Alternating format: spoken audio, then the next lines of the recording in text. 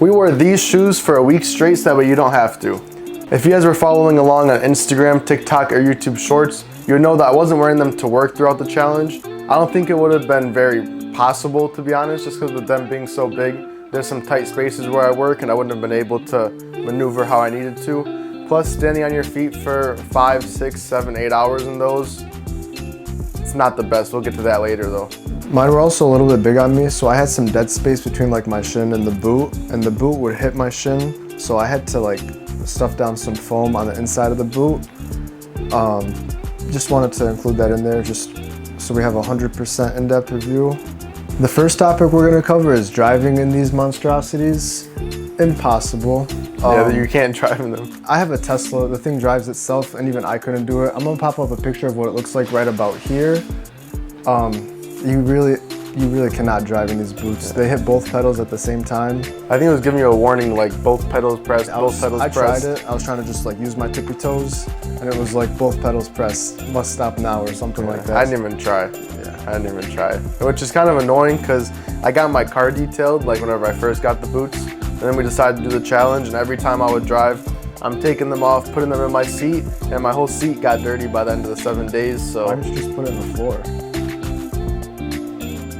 The next topic we wanted to cover was comfort on these. To be honest, it's pretty bad. It's very bad. The actual shoe itself, like just standing in it, it doesn't really hurt like the bottoms of your feet or something like that, or some shoes would. But it's actually kind of like the sole is actually kind of comfortable. It's pretty really comfortable. Thick. It's kind of soft.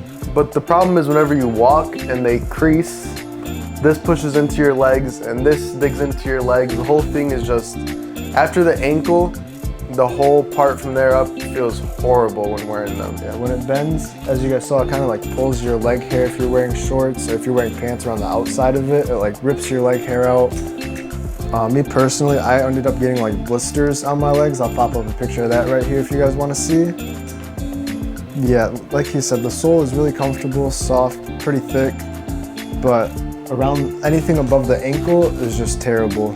It starts to, after I'd say like an hour of standing up or moving around, you start to sweat, it starts to rip your leg hair out, it's rubbing against your skin, it's just really not comfortable. I mean, I did wear them to work most of the time throughout that week, and I was just sitting down, so I was pretty fine until the last day when we went to SneakerCon and we were walking around the entire day.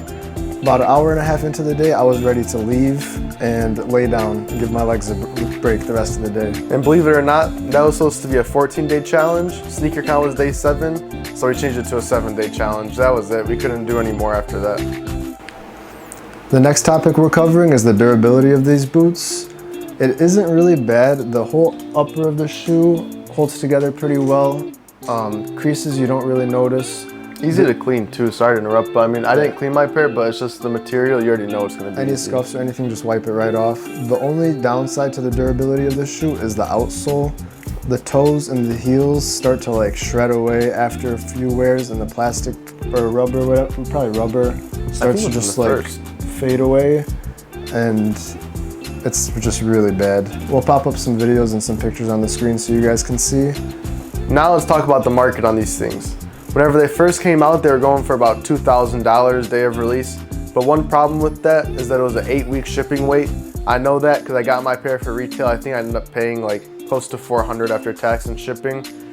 After 8 weeks, I got them in, and I think throughout the whole time, market stayed around $1,500 to $2,000. After about 5 or 6 weeks, a couple people started to get their pairs, and it slowly dipped down to around $400, $500, $600, somewhere in that range, depending on the size. Yeah, it dipped down enough. Once people started getting their pairs, you know, I started to become a fan. I was able to actually pick up my pair for $400 or $450 from a resale store, which is, as you guys know, usually taxed, but you know, I was able to get it for a pretty good price. And then now you can even get used pairs for like as low as $200. Only reason I know that is because I sold my pair for $200.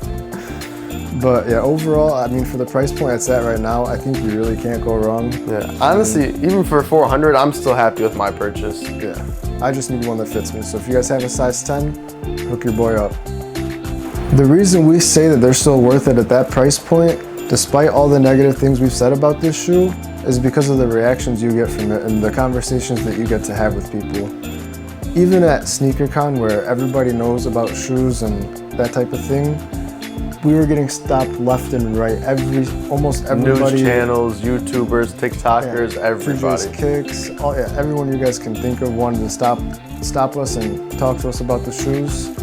And it's not even the attention, it's just getting to have the conversations with these people. And it's not even the conversations about shoes, it's just the shoes lead to having conversations about different things. And it's a really beautiful thing, honestly. Yeah. And most of the time it'll make people laugh, so getting to put a smile on someone's face just from the shoes you're wearing, can't go wrong with that. Can't put a price on that. I don't think we mentioned it, but these are the Mschf Big Red boots. Company Mschf is amazing. Go check out our Mschf accessory video if you guys haven't already. It'll be right up there. Yeah, they make lots more than just these Big Red boots, for those of you who don't know that. So go check out that video to see what other type of awesome things that they make. That being said, we're gonna give you guys our final thoughts on the boots. I'll go first, I'll let Jacob follow. Overall, I think you really can't go wrong. It's obviously not something that you're gonna wear every day, but if you're a collector, if you enjoy sneakers or even just art, you really can't go wrong. It's an awesome conversation piece. I mean, it's something really different. And even if you wear it once in a while, that's one more thing that I think makes it worth it. Yeah, I mean, I'll say this over and over again. I kept saying all the time, like during the 7-day challenge, but I love the shoe. I love the company Mschf. It's just not, I don't know the word. It's not like functional. Yeah, it's not a functionable shoe. But I don't think they designed it to be a functionable shoe. I think it's more of an art statement piece. So that being said, I would give it an easy 9 out of 10. Fun to wear, cool to wear, just can't wear it for more than a long time. Yeah, I would go with 9 out of 10. If it was more wearable, easy 10 or 11 out of 10. But yeah, they really missed the mark on the wearability of the shoe. If you guys made it to the end of the video, thank you so much for sticking around. If you guys want to support us, all you have to do is leave a like, comment, subscribe. It really helps us out a ton. Share this video with a friend if you want. It's been the Hype Bros. We'll see you guys in the next video.